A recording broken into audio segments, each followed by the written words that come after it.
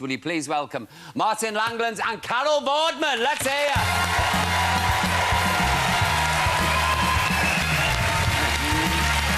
Martin. Well, I better do it first. Lovely to meet you. Sit yourself down. Carol, let me have a look. Let me see the booty. Carol, I've got to tell you, you look stunning on Monday. I mean, I don't make remarks like that to ladies. Yeah, I heard what you said earlier.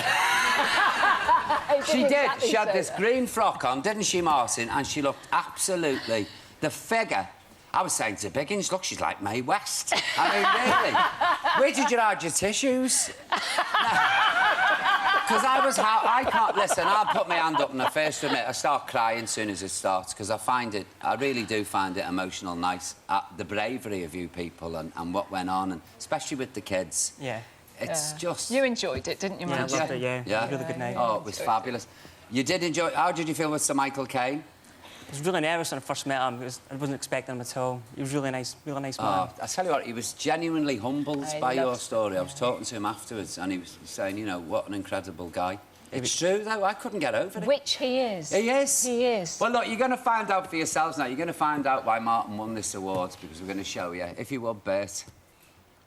The Khan Springer family were setting out on holiday, unaware of the terrible events about to befall them. We were travelling in the middle lane of the motorway and there was a big bang and the car went completely out of control. Witnessing the accident in the car behind were Martin Langlands and his wife, Claire. A tyre blowout had sent the family's car smashing into the central reservation. And I swerved off into the hard shoulder and all I could hear was a woman screaming. With its lights knocked out, the car was barely visible and lying diagonally across the fast lane, directly in the path of oncoming traffic. If they don't move, the car is going to just come smashing through their car and they'll be killed. And then I just went for it.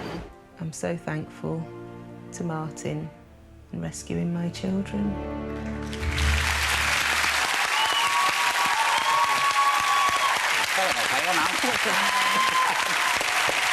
Come on, give him a big cheer. Don't get heroes every day. Do you know why I love the Daily Mirror Pride of Britain Awards? Because these are rotten times, aren't they? And it uplifts your spirits. It really does, because you see the honesty and the decency of our heroes like Martin. And also a chance to look at your bum, Carol, in a skin-tight frock. I mean, really, that cheered me up. That's been following me around for some time now. What, the story or the bum? Can I just tell you that Martin and a number of the winners tonight, the first time they're told that they've won a Pride of Britain award, they go, no, not me, no, I can't come because I'm not good enough to receive it. You have to drag them, kicking and screaming, to London. They're going, I don't see why I should win one. The modesty is just unbelievable. You went across that motorway, you know, with cars. Yeah. There were loads of cars racing by. Yeah. And you didn't think about your own safety. You were just concerned about this family in the car. You know, I could hear the mum and the baby screaming, so it was a case of getting across there. But a lot of people, they just looked, you know how they are, just driven past, or they just wouldn't be bothered. You know what people are like, or slow down, who was it in accidents? You know what they're exactly, like. and then carry on. Yeah. Yeah. I mean, who did you get out of the car first? When I got across, I grabbed the mum and the baby. They were all out of the car, and I legged back across the motorway, pushed them to my wife, and then I hightailed it back across and got the dad who was out the car, opened the back door, got his son out, and then took them back across. Just like, I mean... And then moments later, a car, because it was sticking out into the fast lane, a car came and rammed the family's car, and it was just a mangled wreckage. So there's no question that at least one of the children would have died. I tell you what, that family was sent a guardian angel that night, weren't they? Yeah, they were, yeah. And it was called Martin. I mean, really. Do you think your Navy training helped you to keep you cool and to deal with this situation? I think so, yeah. I mean, I thought I stayed pretty calm during the whole thing, which surprised me a little bit. Yeah. I was going to... But you were, yeah. I mean, were you shaking afterwards? No, it was quite surreal. In the end, there was 6 cars written off, including mine, and just kind of sat and going, oh, everyone's all right, and I'll try and get home now, and that was it, really. Are you always like this? Are you always so laid back? No, normally I'm quite the opposite, but I don't know. And how are the family now? I mean, it was when they came on the stage, finished me off. And Martin hadn't seen them for... You've not seen them since? Over a year, well over a year since they It was when the little girl danced, you know, and I thought, this child now, God forbid, you know, something awful could have happened to this little girl. And here she was, this lovely kid, dancing on the stage because of you. I didn't know they were going to be there. I mean, I was taken aback by it. We like our surprises. Yeah, me too. It's awful, you know, because you're sitting there in the audience, you're trying to hold it together. And I'm could see you. I cry in Yellow Pages adverts. I'm telling you. You know when that gardener gets his new motor? I'm in floods. Seriously, in floods. And I'm sort of sitting there, and the cameraman, you can see him, get Paul O'Grady, get Paul O'Grady. And your story came on, I feel the lip going first. And I thought, I'll blow me nose, you know, to try and hide it. And I just lose control, because it is. You can't... you'd have to be pretty hard-hearted and cynical not to be able to sit through that and shed a tear. I mean, it really... I mean, Carol, the kids, you know? Oh, I know. They're amazing. I know. Who's that? What was that little boy's name? Jake Peach. Jake Peach. What was he like? He was articulate, he was confident, he got up and he he'd could run the suffered country, really badly with leukemia. Yeah. The previous... Only, about 18 months ago? Yeah. And he's 12 now, and he'd come through and he'd been in a coma because he had this terrible reaction to chemotherapy. Coma for a month. They said he would never walk again, that he'd never speak again. I know. See him on that stage, he came on and went, yes! I know. He was amazing, he really was. Wasn't he? Yeah. Amazing. And Lavana Harrison.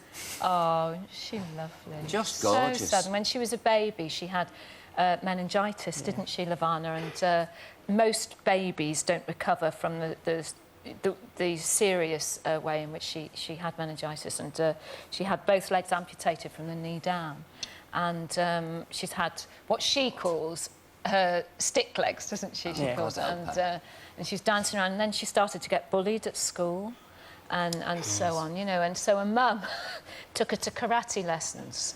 So Lavana, she kind of takes everybody on. I think she's a red belt now or something in karate. She's only 8. She's a red belt in karate. She's lovely though, isn't she? And she's got a beautiful head of red hair. Yeah. And she really loves Girls Aloud, particularly Nicola, because of course she's got the red hair as well. So obviously Nicola. Who was the biggest celebrity blubber? You? Oh, it's always me. I make a show of myself, and as I'm going there, I say, no, you're going to behave yourself tonight. You're not having a glass of wine, you're not having nothing. You're going to sit there quiet, and you're going to have a face like a smack backside, and you're going to watch it. No, hankies. Well, not a hanky, to make it worse. 2 yards of toilet roll. But, Martin, I've got something for you, and this is off somebody else he's a cracking fella. I know you're a big fan of Joe Calzaghe, yeah? Yeah. So I've got for you here a pair of his boxing gloves that have been signed by Joe, especially for you. Thank you very much. Ladies and gentlemen, what I'd like you to do, I'd like you to rise for this man and give him a big hero's cheer. Come on, because he deserves it. Martin, you're a real hero, kid. You really are. Come on, let's hear you.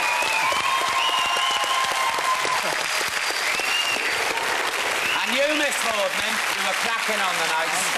Is that a gig I wouldn't want to do, seriously? I'd be hopeless. I'd be hopeless.